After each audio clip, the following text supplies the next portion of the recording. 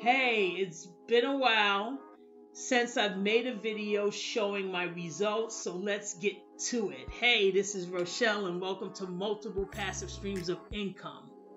You know I always give you the good, the bad, and the ugly that occurs with my Amazon business. So after a fabulous December 2020, I was out of stock.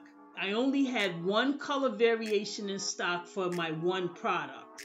I had my first order of 500 units of my new second product on the way to Amazon USA and Amazon Canada. And it arrived and hit my listings around January 20th of this year. So January only made about $1,000. February was spent ranking the second product. This means I'm paying for PPC that isn't optimized, so the sales are going to be less as I obtain data from my search term reports. And I only had the new second product in stock in one color variation of the first product. So February only made about $450 profit. In late March, I'm back in stock for my first product. So now I can run PPC again for the first product, but I also now have to re-rank that product. Now, once you have a successful product, it's important to stay in stock, which isn't easy when manufacturing in China. The cost of going out of stock is going to cost you extra PPC expense to re-rank your product. It's costly, it's time consuming, and it stops your momentum. March allowed for about $600 in profits. Now, April was tough. Although I was back in stock for both products, re-ranking the first product took a toll. So, in April, I actually lost money in the US, only about $300. But Canada bailed me out, so with Canada doing about $1,000, the month of April was profitable for about $700. Now, I'm taping this video in mid-May, so currently I'm profiting about $1,900 so far, and it's a testament to the increased sales in the week of Mother's Day and PPC optimization, which was able to occur by having both products in stock. Now let's take a look at some of the goals that I set for 2021 earlier this year. I wanted to be in stock for 4 products by May this month. That was not accomplished yet.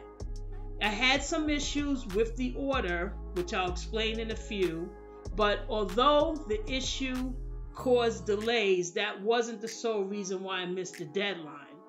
This goal should be reached by July.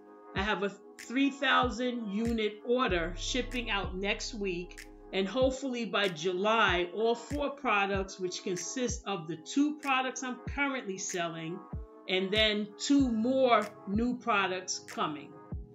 The next goal was to get brand registered, and that was accomplished. I have yet to take advantage of the data and advertising, but as soon as I get the 4 products to each marketplace, I plan to learn and execute more Amazon brand strategies.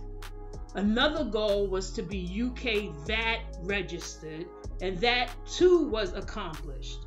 Part of the 3,000 unit order will be going to the UK and going to their Amazon warehouses, so that's very exciting because that allows me to sell 4 products in the US, Canada, and in the UK.